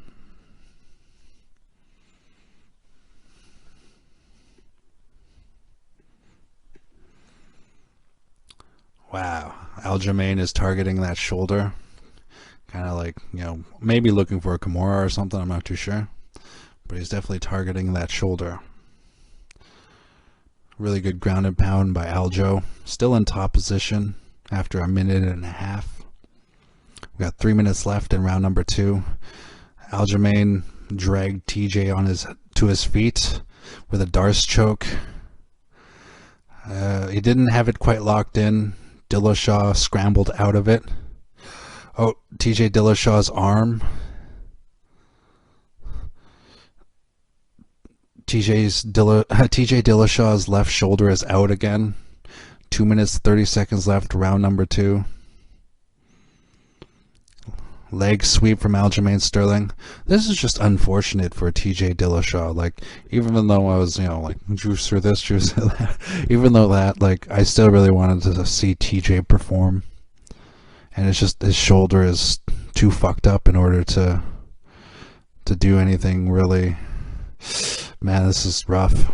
But right now, Aljamain Sterling has top position, and he's dominating TJ Dillashaw. But what do? I mean, TJ Dillashaw's shoulder has popped out. And in a sport like fighting, you go after a person's weakness. It's sad, really, but it is what it is. Aljamain trying to lock in a body triangle, but there's full mount position from Aljamain Sterling, so TJ has to give up his back. Oh yeah, TJ gave up his back here just for a bit. Couple of good elbows from Aljamain Sterling. Back control with a body triangle lock from Aljamain. Minute 20 seconds left, round number 2. The referee might stop this. It's over. Yep. TKO. Fucking unreal. Aljamain Sterling with the win. Right on, Aljo. Yeah, Funk Master all the way. But that was really unfortunate for TJ Dillashaw, for his fucking shoulder to be popped out both rounds of the fight that he lasted through. It was just unfortunate that TJ Dillashaw's fucking shoulder popped out that time there, but it is what it is. Aljamain Sterling is still champion. Respect to the champion. And, TJ will always be somewhat of a legend. With that juicing incident, though, just, it just totally spoils the sport. But still, respect, TJ. You did great fighting through the pain to stay alive through round 1. I'm sorry that your shoulder popped out again in round number 2. But that's the way it is, man. Aljamain dominated that entire fight, and it's mostly because of the shoulder popping out. It is what it is. Really good body triangle from Aljamain Sterling on the back of TJ Dillashaw to get the stoppage for TKO. That was a really good performance by Aljamain Sterling. Respect, Aljamain Sterling, the champion, right? So we're about to go to the main event shortly. I am so excited for this. This main event is going to be so great. But again, Bruce Buffer about to read the results here. I'm just laughing at Bruce Buffer. What's going on? What am I doing? See him in the middle of the ring in Abu Dhabi there. What a cool job. I mean, Bruce Buffer, and still, that's his entire job. Makes millions of dollars going around the world, introducing fighters, reading results of those fights. Best job in the world. Referee Mark Goddard has stopped this contest. 3 minutes, 45 seconds, round 2. Winner, TKO, Aljamain Sterling. And still, the undisputed UFC bantamweight champion of the world. Bruce Buffer's the best. But, respect. Aljamain Sterling keeps his title tonight. His woman gives him a kiss in the middle of the octagon. The guy's on top of the world right now in Abu Dhabi. We're on our way to the main event. Islam Makhachev versus Charles Oliveira. Hopefully Charles Oliveira does it, but we'll see what happens. Awesome. But respect, Aljamain Funk Master Sterling. Cheers. Okay, so we're on our main event now, but first I just gotta say, just the after fight interview with TJ, one thing I do respect about TJ though is when he takes a loss, he's always good fight to the victor and all that stuff. He's always very respectful like that. So points to him for that. But it was still Aljo's night. Now we go to Islam Makhachev, who's walking into the octagon right now. He has the third longest active win streak, and that is 10 right now. Second longest active finish streak, 4, and second highest strike accuracy in UFC lightweight history at 58.9%. I am really excited for this fight. Islam Makhachev versus Charles Oliveira. We got Charles Oliveira walking into the arena right now. Smile on his face right now. He already knows that the home crowd is going to most likely boo him a lot, but for Du Bronx, you know, they always say that he uses that energy to kind of rise above it all and, you know, become stronger from everybody's hate and doubt. And that's sort of the way Charles Oliveira has been, you know, like there was a moment in Charles Oliveira's career where he was kind of down a bit, and then people were doubting him so much, hating on him so much, that eventually just something just clicked when he had his daughter or something. That's what Daniel Cormier said before. He's like, as soon as he had his daughter, something clicked in Charles Oliveira. I have to be a champion. And now Charles Oliveira is, even though they stripped the title from him because of a 1 pound overweight, Charles Oliveira is still the lightweight champion there. Whatever fucking belt it is, but Charles Oliveira is still a fucking champion, man. That was such a fucking ridiculous thing. Khabib was a pound overweight before, and they let him keep it. I don't know why they didn't let Charles Oliveira keep it. But anyways, we got Charles Oliveira, former UFC lightweight champion, even though, you know, in everybody's eyes, he's still the champion. Most submissions in UFC history with 16 submissions. Most finishes, 19. And most performance awards for 18 in UFC history. Charles Oliveira is a machine, man. And yeah, here we go with the tail of the tape. Charles Oliveira, 33 years old. Islam Makhachev, 31. Both heights, 5'10". Weight, spot on, 154.5. The reach advantage is in Charles Oliveira's favor. Excuse me. The reach advantage is in Charles Oliveira's favor, 74 inches versus Islam Makhachev's 70.5 inches. And now we're going to the octagon here. Our referee is Jason Herzog. And Bruce Buffer is about to do his amazing introduction of the main event. And when it comes to main events, Bruce Buffer is so much more intense than any other of the fights before it. He's going to do, and now, here it comes.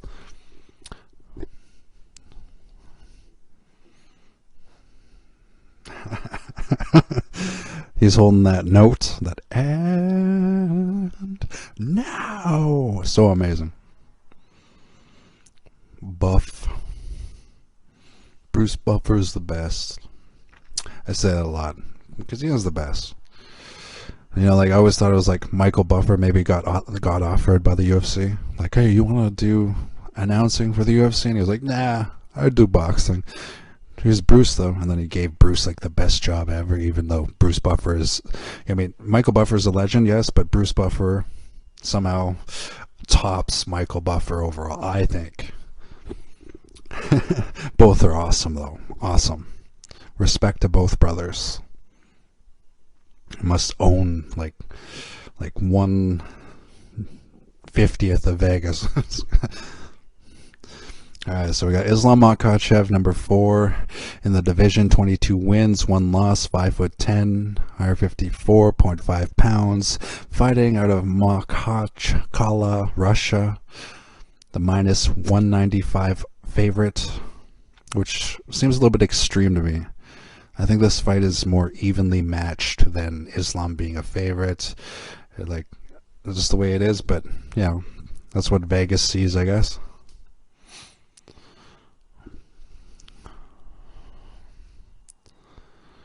Somebody in the crowd holding a nice banner that says Father's Plan, and it has a picture of Khabib's dad, and then Khabib, and then Islam. Pretty cool banner. But here's Charles Oliveira, Number 1 in the division, 33 wins, 8 losses, 1 no contest. 5'10", 154, out of Sao Paulo, Brazil. He is the plus 165 underdog. I bet on Charles Oliveira. As far as this bet goes, it's from him earning my fanship. You know, like, I'm a fan of Charles Oliveira for all of the hard work that he did. And I am just excited about this fight because Charles Oliveira has a win streak of, like, was it like 11 or something like that? And then Islam has a win streak of 10. And one of these fighters, you know, one of these fighters' win streaks, you know, comes to an end tonight.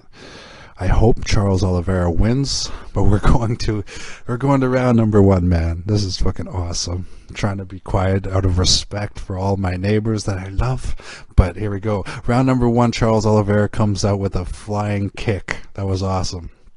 All right. Another kick, high kick to the head from Charles Oliveira. Good striking from Islam Makhachev to Charles Oliveira. Nice jab. Wow. Good 1-2 from Islam Makhachev. He landed like 3 1-2s. You know, like, it was fucking awesome. Okay, they grapple a bit. Oliveira is on bottom right now. Top control from Islam Makhachev. Wow, Islam Makhachev's got to be careful here. I mean, they're both so fucking awesome. Chael Sonnen said that Islam Makhachev was going to fucking bludgeon Charles Oliveira, but the way things are going, it's anyone's game, man. Charles Oliveira is so well-rounded that, you know, you never see it coming. He always fucking has a answer for it. But anyways, Islam has top control right now, but of course Oliveira is in full guard. And not much advancement from Islam Makhachev out of this full guard. But he is still in top control, and the judges see that for sure.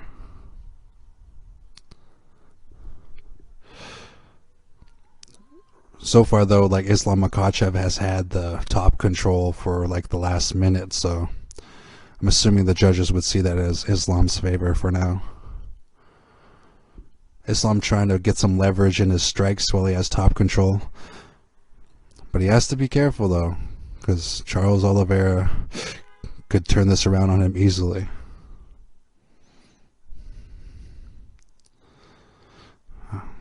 Wow, this is a good scramble on the ground here. Oh.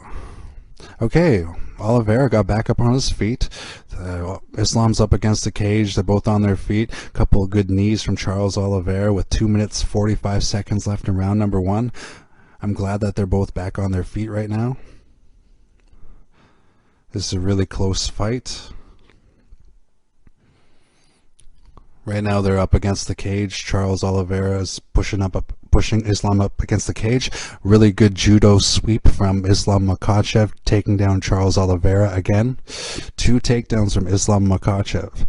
And it's been about halfway through round number 1. So right there, that would mean that Islam Makhachev is ahead in the points book right now.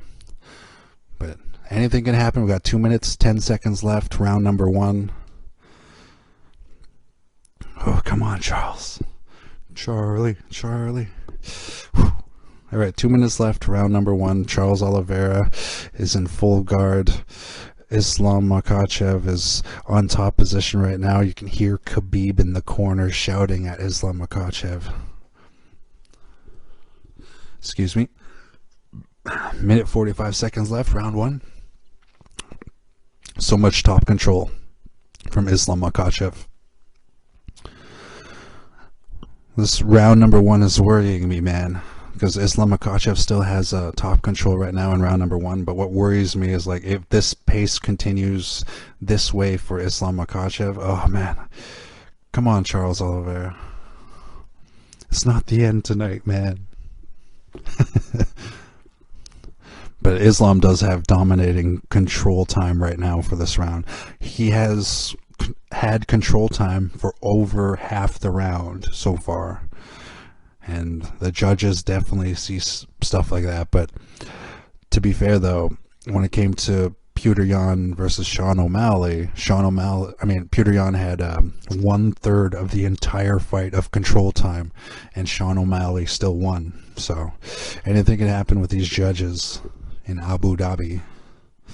40 seconds left, round 1. Islam Makhachev still has top control. Charles Oliveira is still on the bottom there. Another day in the office for him. Hopefully Charles wins, but we'll see what happens. You can't eat much more of those elbows, man. Like Islam Makhachev just trying to like elbow him right in, to the ground kind of thing. Like Chael Sonnen, I said this already. Chael Sonnen said that it's about bludgeoning another man, and he believes that Islam is the kind of guy who would bludgeon Charles Oliveira. So I think it's gonna be a lot like Anderson Silva versus Chael Sonnen. Chael Sonnen with the wrestling and all that stuff, and then Anderson Silva tapping out Chael Sonnen with like a minute left when he saw an opening that one time there. I'm thinking it's going to be a lot like this. Hopefully it works out in Charles Oliveira's favor. We'll see what happens. Shout out to Chael Sonnen and Anderson Silva fighting, though. Chael Sonnen was so close to beating Silva. Oh well. Go Charles Oliveira.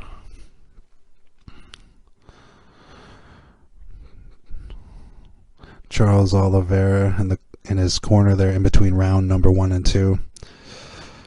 Doesn't look that worried though.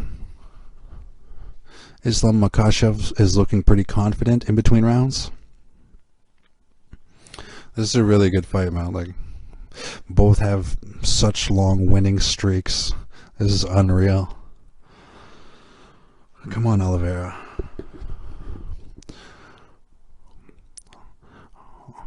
Oliveira is kind of looking like, I never fucking went up against somebody like Islam before. It was kind of how his body language reads as this round number 2 begins. Anything can happen, though. Oh, a nice left from Oliveira. Good kick from Makhachev.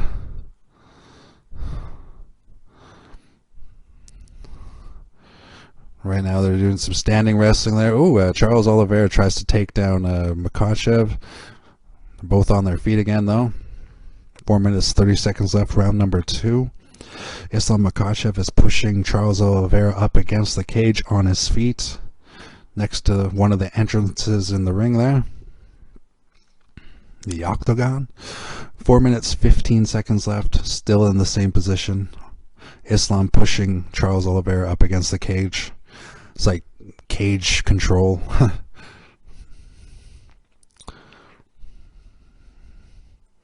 Come on, Charles. Come on, Charles Oliveira. God, I hope he wins. What was it?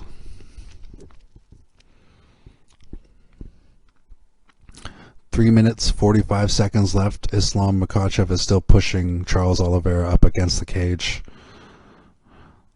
This fight already passed round 1, though. A lot of people were thinking that round 1 was where this fight was going to end either way, right? So to see it at round 2, 3 minutes, 30 seconds left, it's pretty awesome. You can see the heart in both fighters right now. It's fucking great. Okay, they are in the center of the octagon above the Monster logo. Kind of doing a boxing match right now.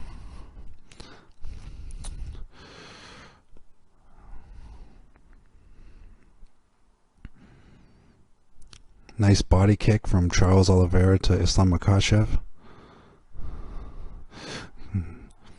Nice combination, Charles Oliveira to Islam Makhachev. It was like a back and forth. It was great.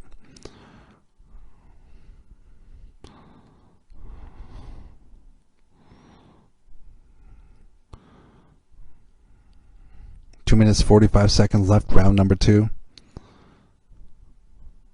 Charles Oliveira is looking for a miracle right now, is what it looks like. I don't know, man. He's looking for a way to figure out Islam Makhachev.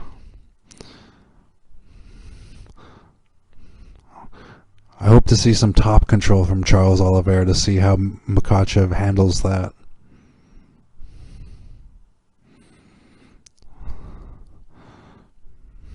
Makhachev, like, looking a lot like Khabib's style of fighting.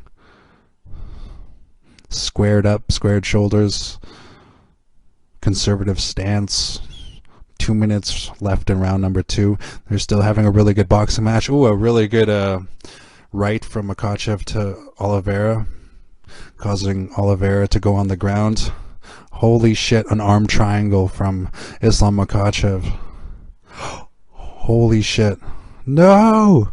No! No! Fuck off. Alright. Islam Makhachev won the title with an arm triangle against Charles Oliveira. My heart is broken, but at the same time, respect to Team Khabib. That was fucking unreal. Man. Like, I don't care about the bet. The bet is irrelevant. I'm going to keep gambling. I'm a gambler. I care about the heart of Charles do Bronx Oliveira. And, you know what I mean? Khabib and Hasbulla in the corner of Islam Makhachev is just too much for Charles Oliveira to overcome, man. Charles Oliveira gets defeated with an arm triangle. Unreal. This is a great pay-per-view. My heart's broken for Charles Oliveira, though. I was a big fan of Charles Oliveira. I guess that was the end of his win streak, and I guess the gamblers in Vegas were right that, Islam Makhachev, the favorite for a reason, right? It is what it is, man.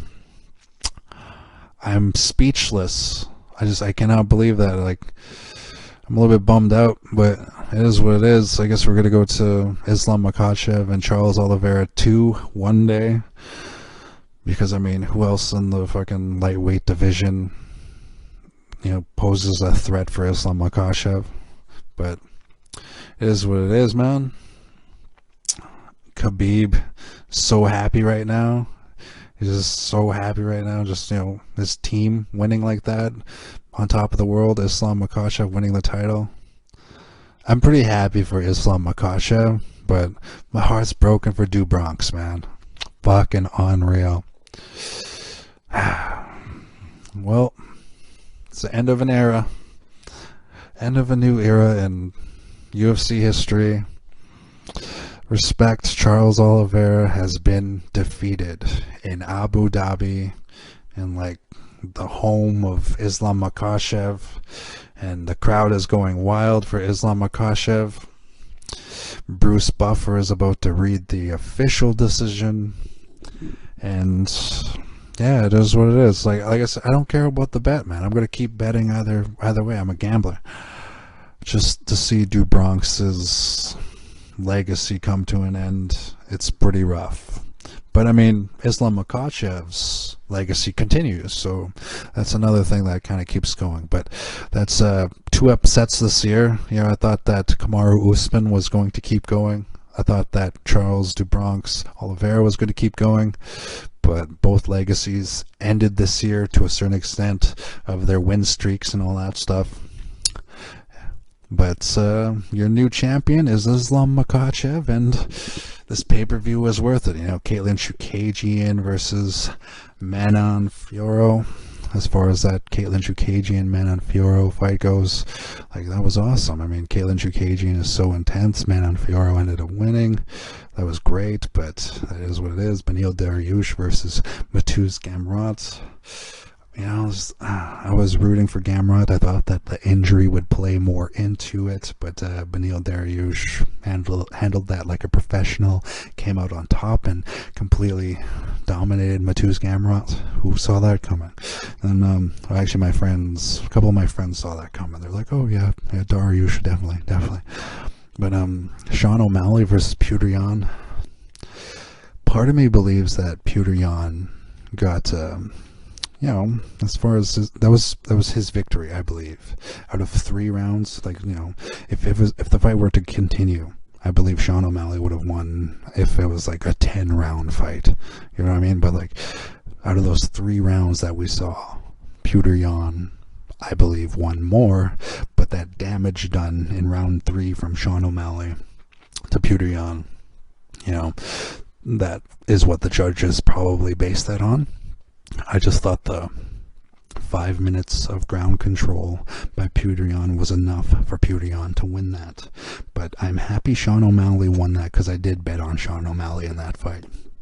Now, as for Aljamain Sterling versus TJ Dillashaw, it was just unfortunate that TJ Dillashaw's shoulder kept popping out. So this was almost the best pay-per-view of the year.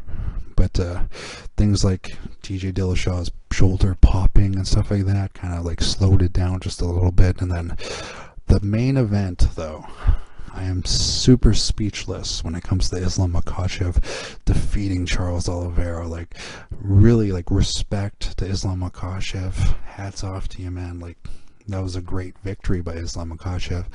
Just, I'm a little bit upset for Charles Oliveira, but just to see, you know, what the first answer of who is the best of these two fighters right now, just to see somebody actually come out on top to figure out the answer for this first fight.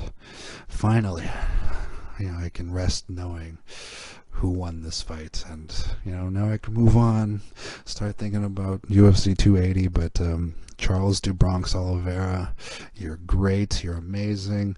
It wasn't your night tonight. Islam Makhachev, you're fucking awesome. You're like Khabib's, you know, like you're like Khabib, like Khabib is, you know.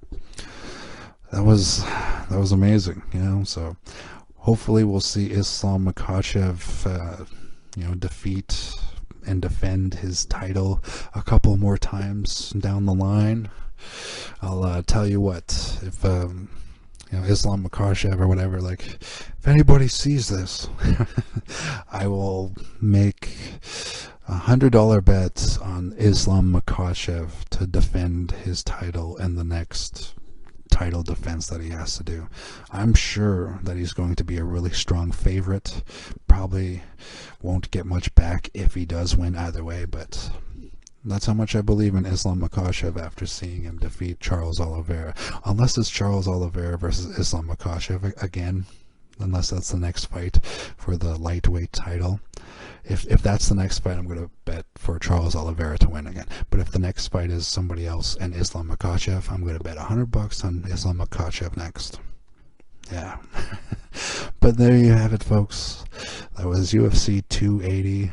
I'm glad that I worked hard all day, and then during the fucking work day, I stayed offline, try not to go on any social media or anything like that, because I didn't want to know who ended up winning until I saw the pay-per-view that I bought with my hard-earned cash from myself. And after seeing it, man, it was a good fight. It was a good night overall. UFC 280 is a win and a success in Abu Dhabi overall. Respect to the new champion, Islam Makhachev, and respect to Aljamain Sterling for keeping his championship. Thanks for listening, everybody. Have a good night, and take care. Cheers.